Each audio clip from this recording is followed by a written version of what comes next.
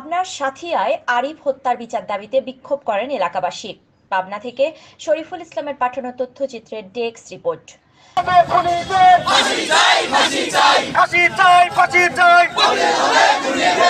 পাবনার সাথিয়া উপজেলার কাশীনাথপুর ইউনিয়নের সাতক বরাট গ্রামের শাহাদতের ছেলে আরিফুল হত্যার বিচার দাবিতে আজ বেলা 11টার সময় কাশীনাথপুর বাজারে ঢাকা পাবনা মহাসড়ক অবরোধ করে বিক্ষোভ করেন এলাকাবাসী।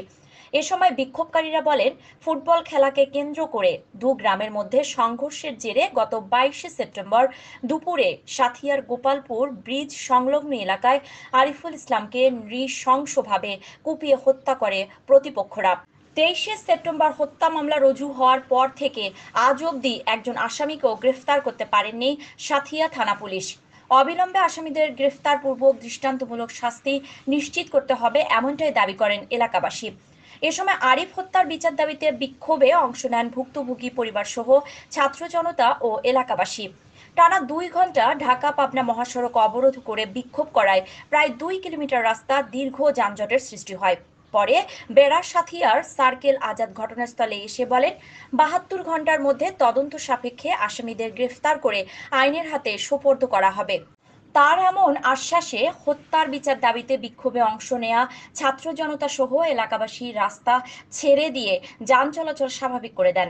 সেই সাথে বলেন, 72 ঘন্টার মধ্যে আসামি গ্রেফতার না হলে আমরা আরো কঠোর পদক্ষেপ গ্রহণ করতে বাধ্য হব।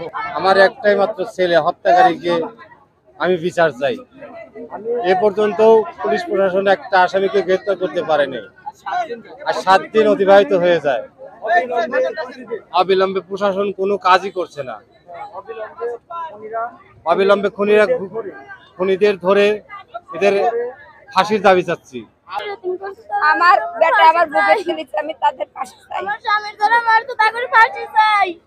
আমার বুকেরটা খাইয়েছে, আমি তাদের ফাঁসি চাই। খুনির বদলে খুন দেখতে চাই। স্বামীর ধরে হত্যা করছে, তাদের ফাঁসি ধরে মারছে, তাদের ফাঁসি চাই।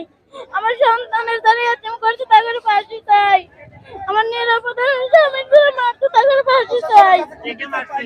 আমরা কোনো বিচার পাইনি এ পর্যন্ত, 7 দিন হয়ে গেছে। আমরা সঠিক বিচার চাই। আসামিরা আশেপাশে ঘোরাফেরা করতেছে। আসাদ কাজী, সোহান কাজী, মোস্তফা কাজী, শাকিল কাজী, বিরাজ কাজী, অরিক কাজী, সীমান্ত কাজী।